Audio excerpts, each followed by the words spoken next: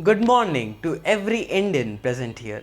My name is Soham Patra and today I am here to say a few words on the prediction on what India would be in 100 years of independence. I truly am someone who loves his country, and just because I love it does not mean everything I say about it would be good. It is time we face the harsh realities which are currently being faced by India and stop them for once and all.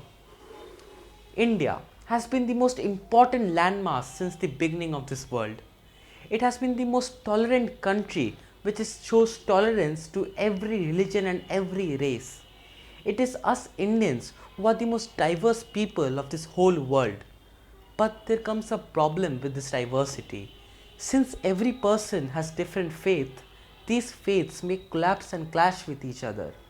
These clashing may create friction, and this friction has resulted in a partition of our country.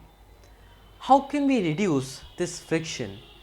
This can be reduced by removing laws that truly make us think whether India is secular or not.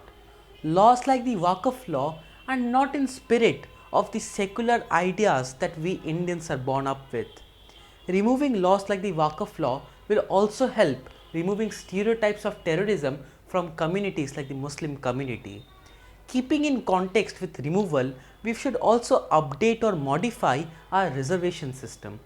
Reservation is a system in India where lower caste gets a more higher priority than every other participant in government jobs and exams.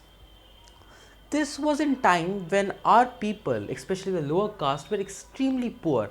But at the current day, there are a lot of people from the community which earn 7-digit figures, and giving them an extra priority is just unfair.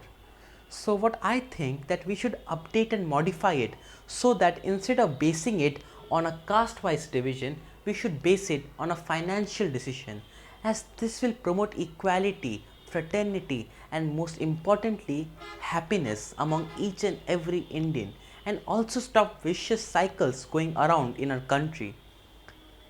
If we can improve this reservation, we could also stop Westernization. Westernization is a symptom in which the countrymen are more attracted to other countries than the actual country they are in.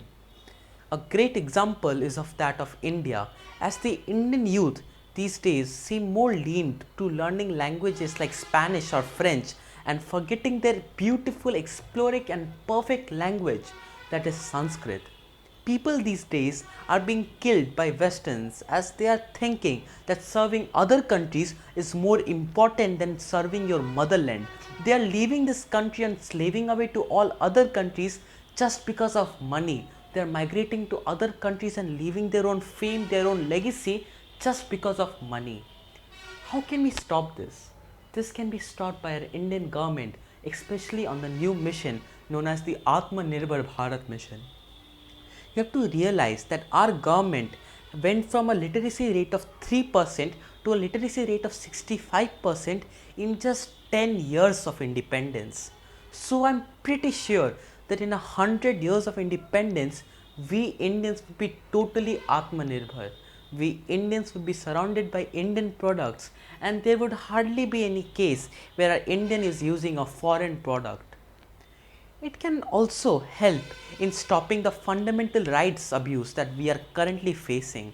As you may know, there have been a lot of controversial cases, especially the Nupur Sharma case, in which a person is demonstrating their fundamental right of speech, but in that way they are abusing other communities. See, the thing is that sticks and stones may break my bones, but it is the words that actually hurt.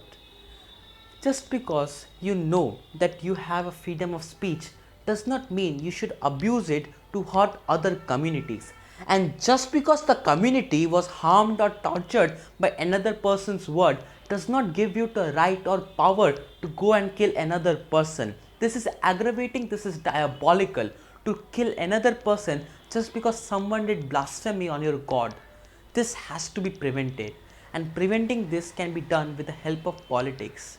But this is also in torture with questionable politics going around in our country. Famous politicians are very happily being called out and humiliated in the public. These people are parasites of this great India. These are the people who stand as boulders in the path of making India the greatest again.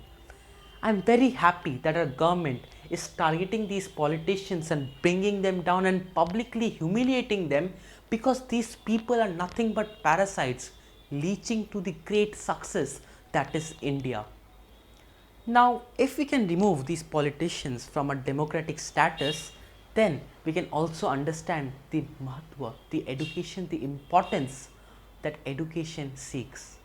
The thing is, our education has been a rich legacy. No other country has such a beautiful educative history as India, which has sadly been destroyed by the colonization that England brought. But now it is time to decolonize. We have to ban Eurocentric books and actually put educated teaching staff in every teaching community, in every teaching system. It is time that these books, which are show the Indian legacy, books that show how great India is, books that mention the ancient ancestors that we had, which created ancient marvelous engineering, the righteous moral compass of Rajput rulers. It's time we showcase these books to each and every religious education society.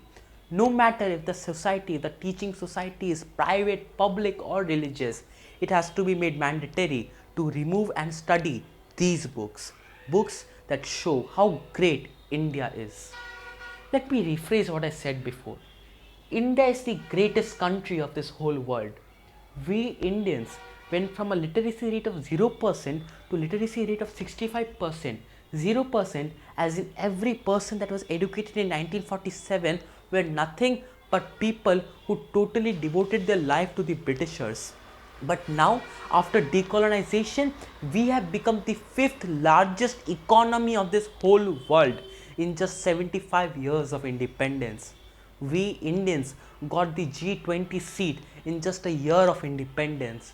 We Indians defeated China, fended off China, and got our territory back in the 1960 Indian-Sino War. In 1999, in the Kargil War, where Pakistan offended India, Pakistan was supported by countries like the USA and the UK. We Indians were only supported by Russia, and yet we still won. We won an Indian victory. We Indians are the only reason this whole world is standing. We Indians created zero. We Indians gave this whole world surgery, but we Indians never asked for recognition. It's time we ask for that recognition. It's time we deserve what is rightfully ours, because in the 100th year of independence, India will stop being pacifist. Pacifism is a great power that we Indians have, but when you are being tortured, you shouldn't show them the other cheek. You have to show them what you are truly capable of. So I would be signing off by saying what I previously said before. India, the most greatest country, if gets ruined, if gets destroyed by these leeches, will have to successfully get out of this dangerous trouble and make it the greatest, safest haven for each and every world. It has to be made the perfect place for religious sin and religious crime to be washed away, and to get total penance for every person present in this world. Thank you. Jai Hind, Jai Bharat.